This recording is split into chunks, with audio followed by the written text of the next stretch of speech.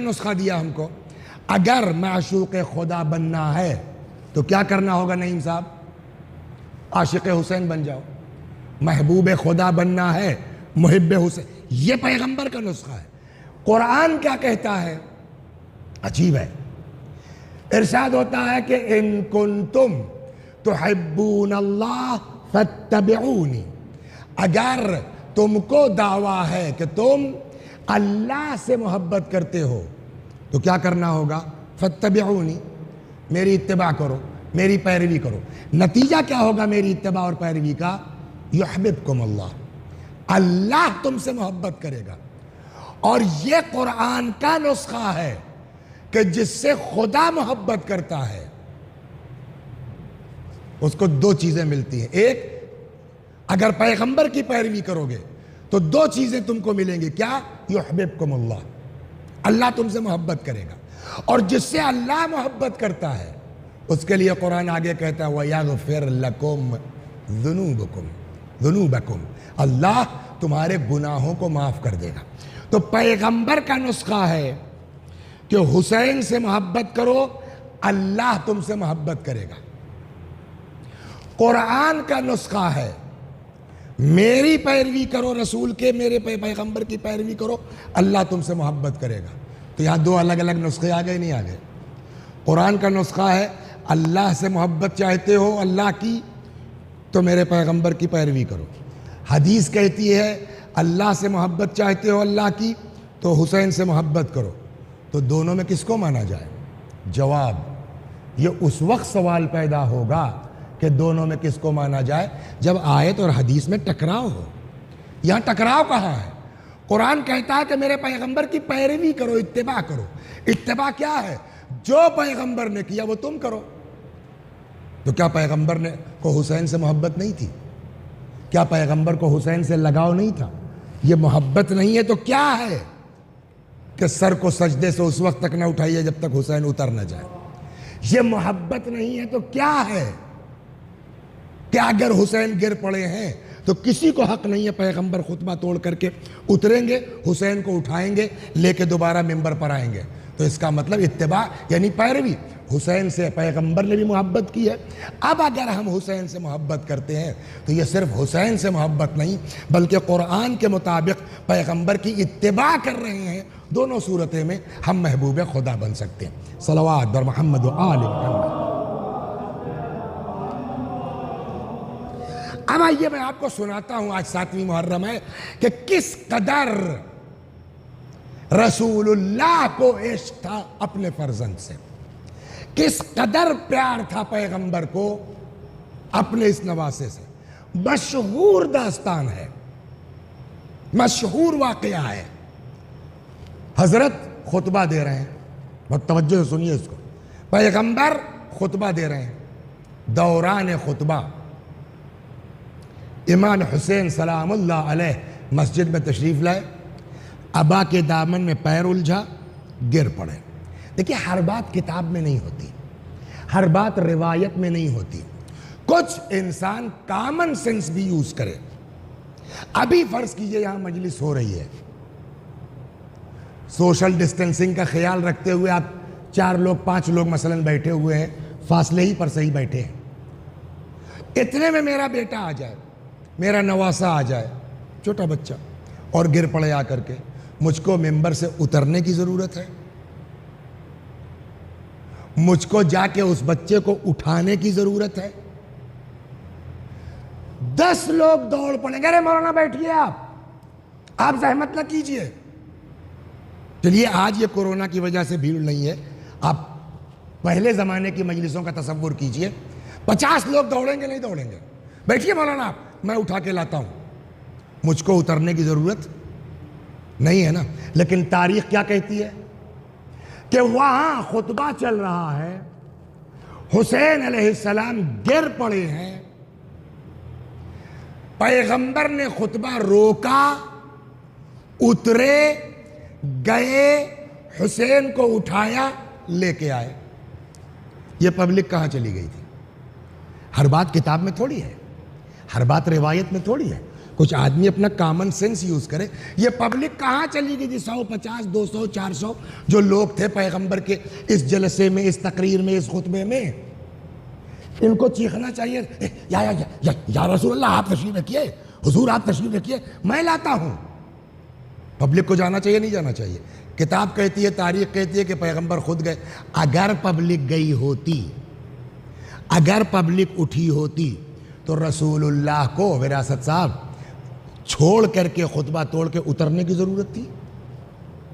نہیں نا. تاریخ کہتی پیغمبر اترے کا مطلب پبلک نہیں گئی. تو کوئی بھی آدمی کتاب پڑھنے کے بعد یہ سوال کرنے پر مجبور ہے کہ بابا پبلک کہاں چلی گئی. اس کا ایک جواب شاید، اب میں پہلے ہی کہہ دوں کہ یہ میرا جواب قابل قبول نہیں ہے. کیوں نہیں ہے وہ بھی آ رہا ہے. ایک جواب اس کا یہ ہو سکتا ہے کہ دیکھیے، امام حسین علیہ السلام کے ساتھ جو مین پرابلم تھی اس وقت کے لوگوں کو، وہ یہ کہ وہ صرف رسول اللہ کے نواسے نہیں تھے. ان کے ساتھ جو اصل پرابلم تھی وہ یہ کہ وہ حضرت علی سلام اللہ علیہ کے بیٹے بھی ہیں. کہ تو علی کا بیٹا ہونا کون سی دقت کی بات ہے، کیا پریشانی کی بات ہے؟ کہ یہی تو اصل مصیبت ہے. رسول اللہ کی وفات ہوئی ہے سن 11 ہجری میں، واقع کربلا ہوا ہے سن 61 ہجری میں. تو پیغمبر کی وفات اور پیغمبر اور امام حسین کی شہادت کے بیچ پورے کتنا فاصلہ ہے؟ 50 برس کا. امیر المومنین کی شہادت ہوئی ہے سن 40 ہجری میں. امام حسین علیہ السلام کی شہادت ہوئی ہے سن 61 میں شروع میں. تو مولا کائنات کی شہادت اور امام حسین کی شہادت کے بیچ کتنا ڈیفرنس ہے؟ نیئر اباؤٹ 20 سال سے کچھ زیادہ. اس لیے کہ رمضان میں حضرت علی کی شہادت ہوئی ہے اور محرم میں بالکل شروع میں 61 کی شروعات، 60 مان لیجئے اس کو. تو 20 برس نیئر اباؤٹ امیر المومنین کی شہادت کو گزر چکا ہے، اور 50 برس رسول اللہ کی وفات کو گزر چکا ہے. آفٹر 50 ایئر پیغمبر کی شہادت کے، وفات کے، اور آفٹر 20 ایئر امیر المومنین کی شہادت کے کربلا کا واقعہ ہوا ہے. 50 سال میں، 20 سال میں جنریشن چینج ہو جاتی ہے. جو لڑکا اس سال پیدا ہوا جس سال مولا کائنات کی شہادت ہوئی، وہ کربلا آتے آتے 20 سال کا جوان ہے. جو شخص رسول اللہ کی وفات کے سال میں پیدا ہوا ہے وہ کربلا آتے آتے 50 سال کا انسان ہے. اتنا فاصلہ گزرنے کے باوجود جب روز عاشورہ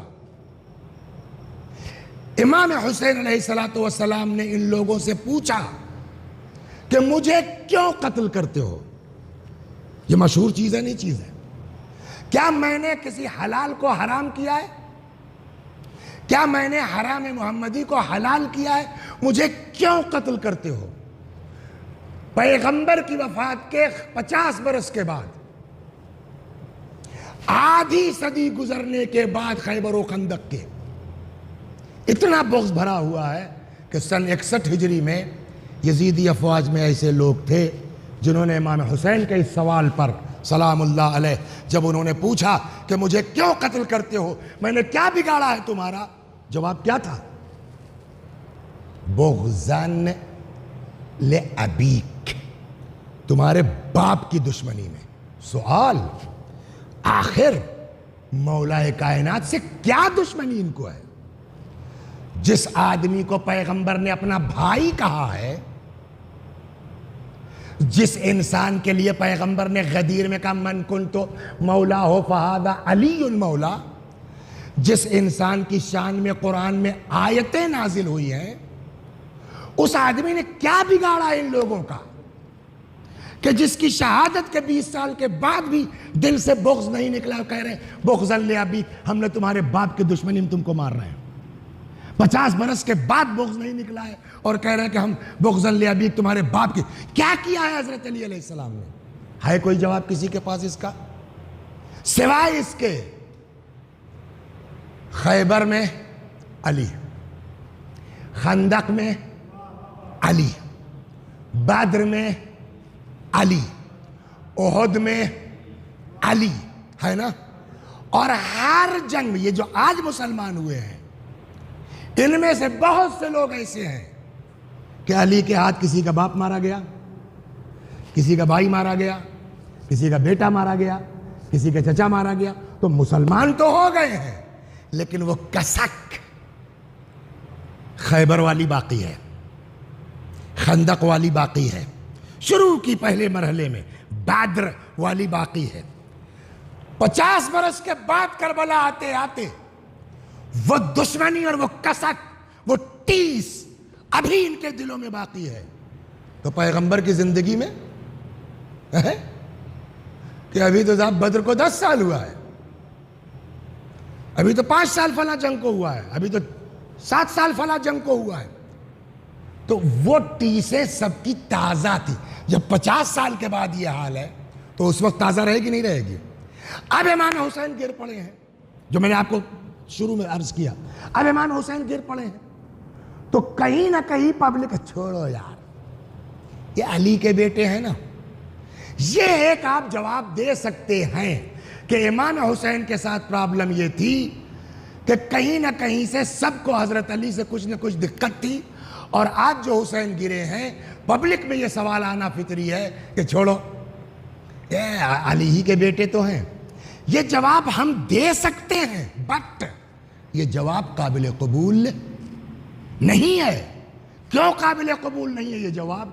کہ کیا اس مجمع میں اور اس مجلس میں پیغمبر کی نشست میں جو لوگ تھے سب دشمن ہی تھے علی کے؟ سب وہی لوگ تھے کہ جن کے چچا باپ بھائی خیبر، خندق، بدر، احد میں مارے گئے ہیں؟ سلمان کہاں چلے گئے تھے؟ ان کو بھی دشمنی تھی معاذ اللہ علی سے۔ مقداد کہاں چلے گئے تھے؟ عمار کہاں چلے گئے تھے؟ یہ لوگ کیوں نہیں اٹھے جب حسین گرے؟ صلوات بر محمد و آل محمد۔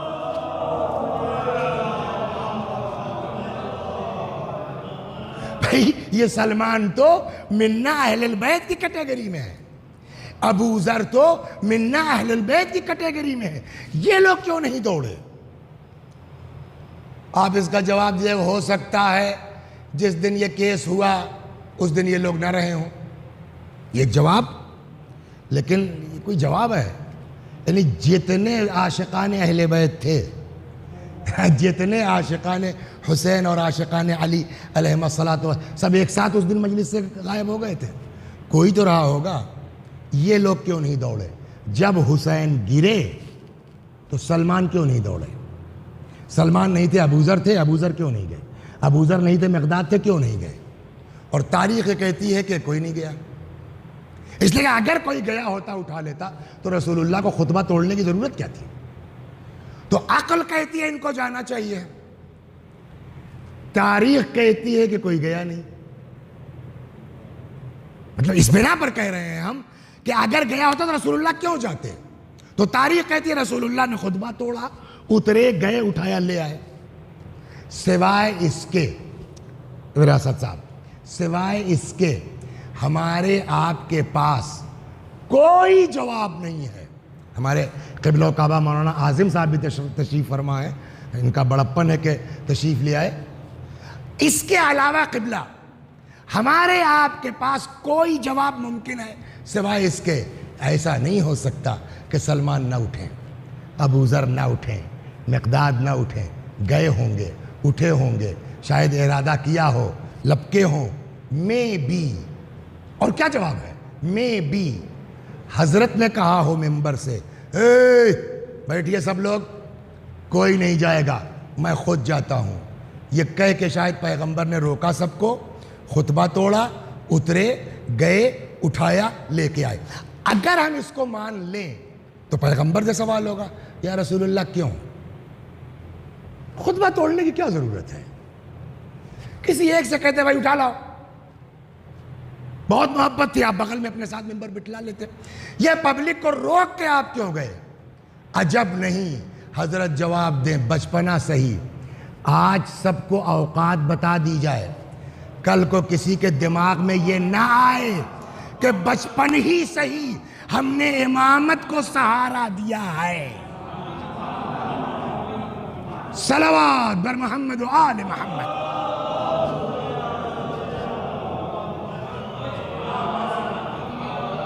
سب اہل بیت کے مقابلے میں اپنی حیثیت پہچان لیں۔ یہ کسی کو منہ چھانٹنے کا وقت قیامت تک نہیں مل سکتا کہ کوئی یہ کہے کہ بچپنا تھا حسین کا، ہم ہی نے صحیح مگر اٹھایا تھا۔ جی نہیں، امامت کو کسی کے سہارے کی ضرورت۔ اب اس کے بعد پھر آئیے فطرت خطابت پر اترے، خطبہ رکا، واپس آئے۔ اب کیا ہوتا ہے خطابت میں، مجلس میں؟ فرض کیجئے میں مجلس پڑھ رہا ہوں، ڈسٹربنس ہو گیا، اذان آنے لگی، تو یہ ہوا کہ صاحب کیمرہ بند کرو، کہ مجلس بھی رک گئی۔ اب اس کے بعد جب ہم شروع کریں گے تو ہاں چلیے بھائی یہ سب تو ہوتا رہتا ہے، ایک صلوات پڑھیے تو میں یہ کہہ رہا تھا، یہی کہہ کے تو بات آگے بڑھائی جاتی ہے۔ اگر کسی اسپیچ میں، کسی تقریر میں ڈسٹرب ہو جائے تو خطیب کیا کرے گا؟ وہ چاہے مذہبی ہو چاہے غیر مذہبی ہو۔ اسی طرح ہاں تو میں یہ کہہ رہا تھا، اب جب یہ پیغمبر کا خطبہ رکا، تقریر رکی، پیغمبر اترے، اٹھا کے لے آئے، تو کیا کرنا چاہیے تھا رسول اللہ کو؟ خطابت کا طریقہ کیا؟ قبلہ و کعبہ ماشاءاللہ بڑے خطیبوں میں شمار ہوتا ہے ہمارے فیض آباد کے، فرمائیے یہی تو؟ ہاں چلو بھائی تو ہوتا رہتا، ہاں تو میں یہ کہہ رہا تھا، یہ کہہ کے پیغمبر کو صلی اللہ علیہ وآلہ اپنی بات کو کنٹینیو کرنا چاہیے تھا، نہیں کرنا چاہیے تھا؟ مگر آپ تاریخ اٹھائیے، اب جو پیغمبر اترے، امام حسین کو آغوش میں لیا، واپس آئے، تو پچھلی تقریر سے کوئی واسطہ نہیں۔ اب ممبر پر آئے، ایک نئی آیت پڑھ دی، یا رسول اللہ کیا آپ بھی معاذ اللہ ہر صلوات کے بعد نیا موضوع، آپ بھی استغفر اللہ معاذ اللہ بے ربط گفتگو فرماتے ہیں؟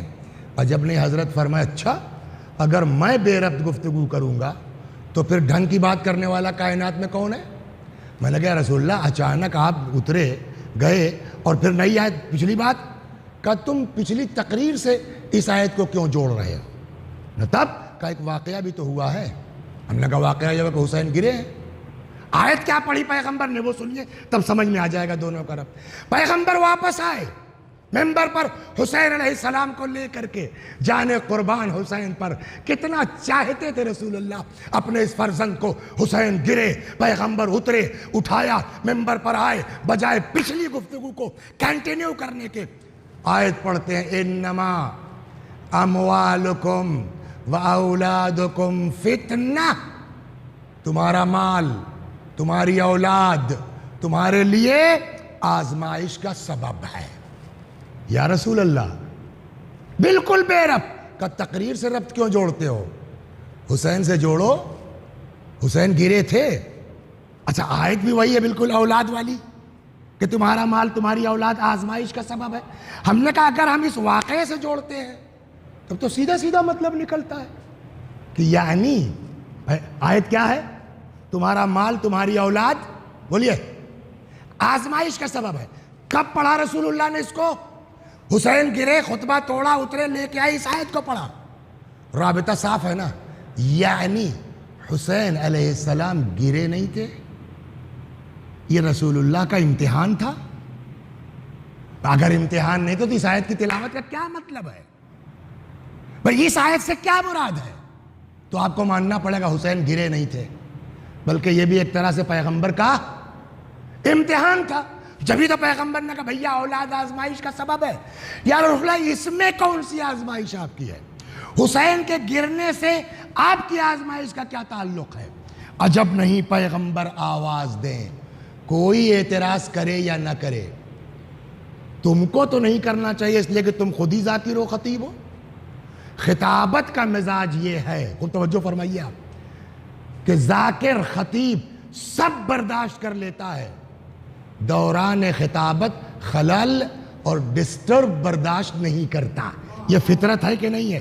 یہ حسین گرے نہیں تھے، گویا اللہ اپنے حبیب کا امتحان لے رہا تھا کہ دیکھیں میرا حبیب اپنے خطبے کو اہمیت دیتا ہے کہ بقائے اسلام کی ضمانت حسین ابن علی کو اہمیت دیتا ہے، اور میں نے خطبہ توڑ کے حسین کو اٹھا کے امتحان میں کامیابی حاصل کرنی۔ صلوات در محمد و آل محمد۔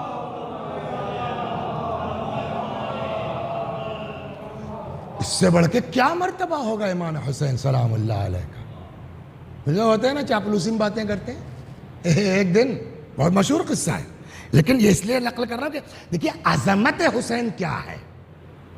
ایک دن پیغمبر نے کاندھے پہ بٹھا لیا، لے کے جا رہے ہیں، کسی صاحب نے سوچا ہوگا، واللہ عالم بھائی اس کے دل میں کیا ہے ہمیں کیا پتا، لیکن سوچ تو سکتا ہے، ہو سکتا ہے سوچا کہ یار تھوڑا کرے پیغمبر کچھ خوش ہو جائیں گے، کہنے رہے بھیا ماشاءاللہ کیا زبردست سواری ہے۔ بجائے خوش ہونے کے پیغمبر نے کیا فرمایا، ہمیں یہ کیوں نہیں کہتے کیا بہترین سوار ہیں؟ تو حسین، اللہ اکبر، اللہ تو حسین کا لحاظ کرے، جب تک اتر نہ جائیں سجدے سے سر نہ اٹھائیے گا۔ پیغمبر تو حسین کا لحاظ کریں، ناقہ بن جائیں، سواری بن جائیں، خطبہ توڑ دیں، کوئی بھی ہوگا سوچنے پہ مجبور ہوگا کہ نہیں ہوگا کہ آخر حسین کیا ہے۔ اتنا خیال ان کا کیا جا رہا ہے، اللہ سے لے کے، جبریل سے لے کے، فرشتوں سے لے کے، پیغمبر تک، حضرت علی تک، امام حسن تک، جو ہے وہ حسین حسین۔ ہمارا آپ کا بھی حال یہی ہے بھئی، ہمارے اور آپ کے کیا مولا امام نہیں ہیں؟ بولیے، کئی دن ماتم کرتے ہیں مولا کائنات کا؟ 3 دن۔ جناب فاطمہ کیا مظلومہ نہیں ہے؟ 15 دن۔ امام حسن 1 دن، بقیہ امام۔ ہمارا بھی حال وہی ہے، 2 مہینہ 8 دن تو خالص محرم کے نام پر حسین حسین، اور اس کے بعد جو وقت بچتا ہے تو کبھی ابا کا 40واں ہے، کبھی ان کا دیسا ہے، کبھی ان کی برسی ہے، بس 2-4-10 دن چھوڑ دیجئے ولادتوں کے، ایک آدھ 9 ربیع الاول کو سال بھر کہیں نہ کہیں حسین حسین حسین حسین چل رہا ہے۔ کیا ہے حسین؟ کیوں اتنا لحاظ کیا جا رہا ہے حسین کا؟ جواب وہی ہے، اس لیے کہ حسین نے اپنا سب کچھ قربان کر دیا ہے خدا کے لیے۔ دیکھیے ایک چیز میں آپ کو سناؤں، یزید کا مقصد کیا تھا پورا کا پورا؟ دین مٹانا، اور اسی بنیاد پر وہ امام حسین سے بیعت لے رہا تھا کہ ہم جو کچھ بدماشیاں کرنے جا رہے ہیں حسین اس پر چپ ہو جائے، یہی نا مقصد تھا۔ یزید کا پورا پروگرام یہ تھا کہ دین کو توڑ مڑوڑ کر کے تہس نہس کر دیا جائے۔ امام حسین سامنے آئے، بیعت نہیں کروں گا، بیٹا مر جائے کوئی بات نہیں ہے، بھائی مر جائے کوئی بات نہیں ہے، بلکہ یہ سب تو آسان ہے۔ ایک روایت آپ نے سنی ہوگی، ایک 10-15 منٹ، لا دین، دیکھیے آپ امام حسین کیا ہیں، لا دین لمن لا حیاء اللہ، اس کے پاس دین نہیں جس کے پاس غیرت نہیں ہے۔ تو غیرت